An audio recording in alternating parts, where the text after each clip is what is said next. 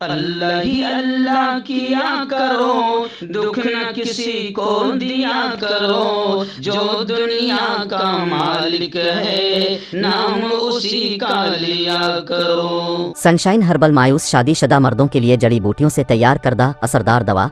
इसके अलावा वजन बढ़ाने और मोटापा कम करने के लिए लाजवाब दवाएं इंडिया में कहीं भी हासिल करने के लिए अभी कॉल करें।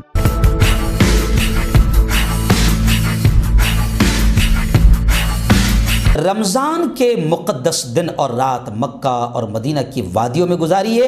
उम्रा के लिए तैयार हो जाएं। कांटेक्ट करें अब्दुल अज़ीम फलाई से।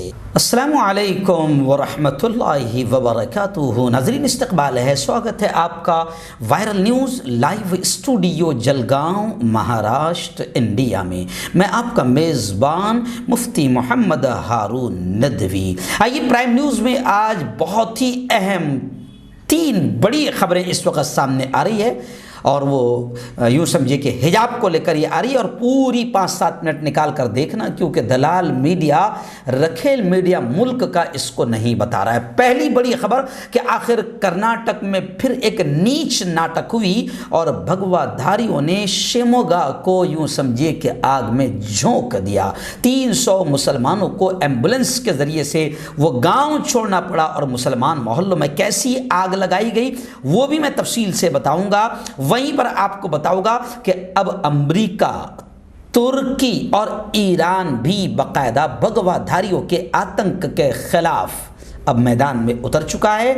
और बड़ी खबर है, इसको आपने ज़रूर देखना कि अमेरिका, तुर्की और ईरान में हिजाब के और मुसलमानों के समर्थन में क्या हो रहा है। और फिर मैं आपको ये भी बताऊंगा कि जो हरकत बीजेपी की आईटी सेल या ट्विटर पर जो की गई, फांसी पर लटके हुए मुसलमानों की तस्वीर डाली गई, इस पर असदुद्दीन ओवैसी ने क्या कहा, सलमान सोज ने क्या कहा और राना अयूब ने क्या कहा, और बिहार में जो फिर एक घटिया हरकत हुई हिजाब को लेकर वो बताऊंगा, और कोर्ट ने क्या कहा हिजाब को लेकर ये भी बताऊंगा, और रायबरेली में सोनिया गांधी ने क्या कहा, ये तमाम तफसीलात में आपको बताते हुए प्रकाश अंबेडकर ने एक बड़ा जुमला हिजाब को लेकर कह दिया। ये सारी चीज़ें मैं इंशाअल्लाह 5-6 मिनट में कवर करने की कोशिश करूँगा। ये तमाम खबरें मैं एक जगह जमा करता हूं, इसलिए थोड़ी सी वीडियो कभी कभी लंबी हो जाती है लेकिन अहम होती है।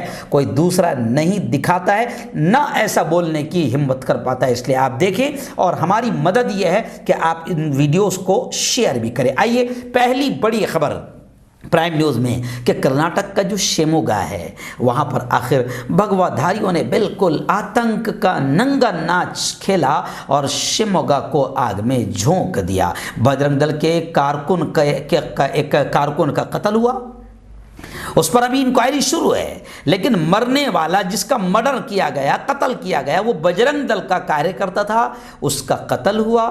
जी हाँ, अब उसके कत्ल के बाद मुस्लिम मोहल्लों में तशद्दुद, फसाद और दंगा फूट पड़ा और एक तरफा नुकसान हुआ। मुस्लिम मोहल्लों में तशद्दुद हुआ, हर तरफ तबाही ही तबाही, और इल्ज़ाम भी क्लियर तौर से लग रहा है बीजेपी लीडरान पर, फसादियों को भड़काने का इल्ज़ाम लग रहा है और ऐसा आग लगाई कि हर तरफ आगजनी, तबाही तबाही नज़र आ रही है। बताया जा रहा है कि एम्बुलेंस के ज़रिए से 300 मुसलमान, एम्बुलेंस के ज़रिए से 300 मुसलमान किसी तरीके से अपनी जान बचाकर वहाँ पर से निकले हैं। स्कूल कॉलेज पूरी तरीके से बंद कर दिए गए हैं और दफ़ा 144 वहाँ पर लगा दी गई है। कर्नाटक के जो वज़ीर है, एक मंत्री है, उन्होंने बिल्कुल गैर मोहतात, घटिया और नीच किस्म का बयान दिया है और ये बयान देकर गोया कि लोगों को भड़काया, भाजपाइयों ने भड़काया कि हर्षा को यानी बजरंग दल के उस कार्यकर्ता को मुस्लिम गुंडों ने मारा है। तो इस तरीके से माहौल को भड़काया गया, जबकि वज़ीर दाखिला कर्नाटक ने यह बयान दिया है कि इस वारदात में किसी भी तंजीम का हाथ नहीं, ये नौजवानों के छोटे गुरोह की साजिश है। खैर, साजिश रही हो, कुछ भी रही हो, आप जानते हैं कि मुस्कान पर अटैक, नारेबाजी और हिजाब को लेकर जो नीच और घटिया माहौल बनाया गया वो कर्नाटक ही से बनाया गया और उसका पूरा पूरा फ़ायदा किसको मिल रहा है, किसको मिलेगा, ये भी सबको बताने की ज़रूरत नहीं। सबको मालूम है कि कौन ये सारा काम कर रहा है। सोनिया गांधी ने तो साफ तौर से कहा है कि इस वक्त योगी और मोदी ने सिर्फ ऐसा ही माहौल बनाया इख्तलाफात पैदा किया, हिंदू मुसलमानों में नफरतें फैलाई। इसके अलावा मोदी और योगी ने कुछ नहीं किया। रायबरेली में यह बात मैंने नहीं बल्कि सोनिया गांधी ने क्लियर कहा कि मोदी और योगी ने इख्तलाफात पैदा करने के अलावा, हिंदू मुसलमानों में नफरतें पैदा करने के अलावा कुछ नहीं किया। और आपको शायद ये मालूम होगा कि प्रकाश अंबेडकर जो बाकायदा अंबेडकरवादी नेता है, उन्होंने भी खुलकर इस बात को कहा कि हिजाब पहनना, मुस्लिम बेटियों के हिजाब को लेकर माहौल बनाया गया, जबकि हिजाब कोई मसला ही नहीं है, इस मुल्क का वो कोई प्रॉब्लम ही नहीं है। बरसों से चला आ रहा है कि सिख भाई अपनी पगड़ी पहनते हैं, दाढ़ी रखते हैं, हथियार रखते हैं, जैन भाई है और भी धर्म के लोग अपने अपने एतबार से रहते हैं। मुसलमान बेटियां जो शर्म वाली है वो हिजाब पहनती है, तो ये बरसों से चला आ रहा है, लेकिन बीजेपी के पास कुछ नहीं है। प्रकाश अंबेडकर ने भी कहा कि हिजाब पहनना संवैधानिक हक है, राइट है, हिजाब पहनना कानून के खिलाफ नहीं है, मगर फिलहाल गैर जरूरी मुद्दों को उठाया जा रहा है। तो खैर एक बात और मैं आपको बता दूं कि कोर्ट ने क्या कहा और कोर्ट में हुकूमत ने क्या कहा, कर्नाटक की हुकूमत ने, क्योंकि अभी मामला कोर्ट में जा चुका है, तो मैं आपको बताऊं कि वहां पर यह कहा गया, कोर्ट ने जब पूछा कि हिजाब से कोई दिक्कत है, तालीमी इदारों में हिजाब पहनने की इजाज़त दी जा सकती है या नहीं दी जा सकती है, तो इस पर कॉलेज इंतज़ामिया ने हाई कोर्ट में ये कहा हाई कोर्ट में कि हमने हिजाब पर पाबंदी नहीं लगाई, बल्कि हमने जो यूनिफॉर्म है इसको पहनने को कहा है।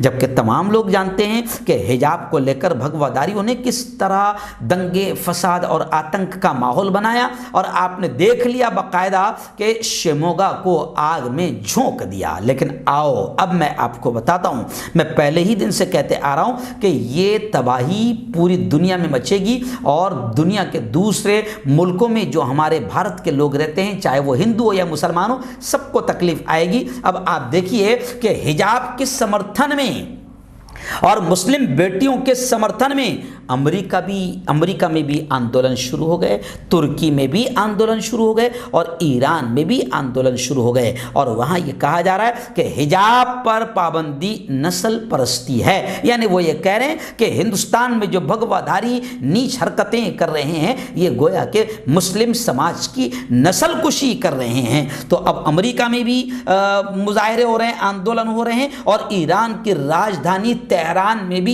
ईरान की मुख्तलिफ यूनिवर्सिटीज के सैकड़ों हजारों स्टूडेंट्स ने बापर्दा बेटियों की, मुस्लिम बेटियों की, हिजाब वाली बेटियों की हिमायत में वहां तेहरान में जो हिंदुस्तान का सफारत खाना है वहां पर उन्होंने आंदोलन किया। ईरानी तलबा व तालिबात ने हिंदुस्तानी रियासत कर्नाटक में हुई नीच और घटिया नाटक के खिलाफ वहां पर आवाज उठाई, निंदा की। मैं पहले दिन से कह रहा हूं कि पूरी दुनिया हम पर थूकेगी और तुम तो यही रह जाओगे, भगवाधारी आतंकवादी, तुम यही रहोगे, तुम तो यहां भी बेरोजगार रहोगे। लेकिन जो लोग रोजगार कमाने के लिए, काम धंधा करने के लिए, अपने बीवी बच्चों का, अपने घर बार का और अपने बीवी बच्चों का पेट पालने के लिए वहां पर नौकरियों को गए हुए हैं, उनको वहां पर तकलीफ आएगी। मैं ये पहले दिन से कहते चले आ रहा हूं। अब अमेरिका, तुर्की और ईरान भी बाकायदा मुस्लिम बेटियों के समर्थन में उतर आए हैं, लेकिन इनका नीच नाटक जो है अब पूरे मुल्क में धीरे धीरे शुरू है। बिहार से एक खतरनाक खबर आई है।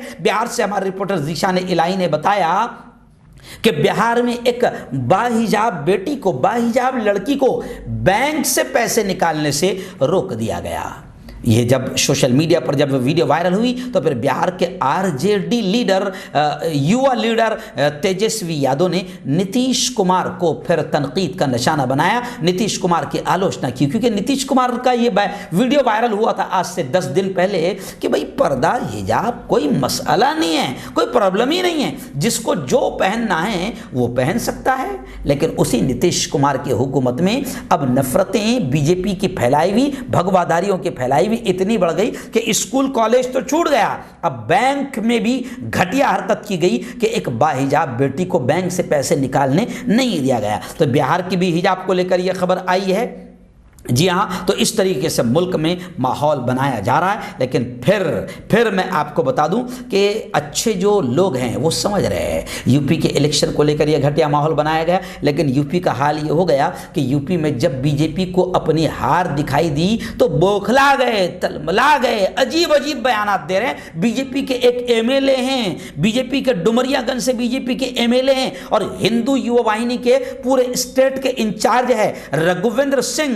इनकी एक वीडियो वायरल हो गई। अब वो इतने बौखला गए, बीजेपी वाले तरमला गए कि अब क्योंकि हिंदू भी समझ गए हैं कि इन्होंने कुछ नहीं किया सिवाय हिंदू मुस्लिम मंदिर मस्जिद कुछ नहीं किया। तब हिंदू भी जब इनको थप्पड़ मार रहे हैं और इनका वोट इनके हाथों से जाता हुआ नजर आ रहा है तो अब ये हिंदुओं को भी धमकियां देने लग गए। बीजेपी के एमएलए ने कहा कि भाइयों बहनों, जो हिंदू दूसरी तरफ जा रहा है उसके अंदर मियाँ भाई का खून दौड़ रहा है, मुसलमान का खून दौड़ रहा है। और यही नहीं, उसने ये भी कहा कि जो हिंदू हमें वोट नहीं देगा वो गद्दार है, वो जयचंद की नाजायज औलाद है, वो अपने बाप की हरामखोर औलाद है। इतने जुल्म होने के बाद भी अगर कोई हिंदू दूसरी तरफ चला जाता है तो उसको सड़क पर मुंह दिखाने के लायक नहीं रहना चाहिए। और वार्निंग देते हुए वो कहने लगा कि अगर अब भी समझ में नहीं आएगा तो रघुवेंद्र सिंह कौन है बता देगा।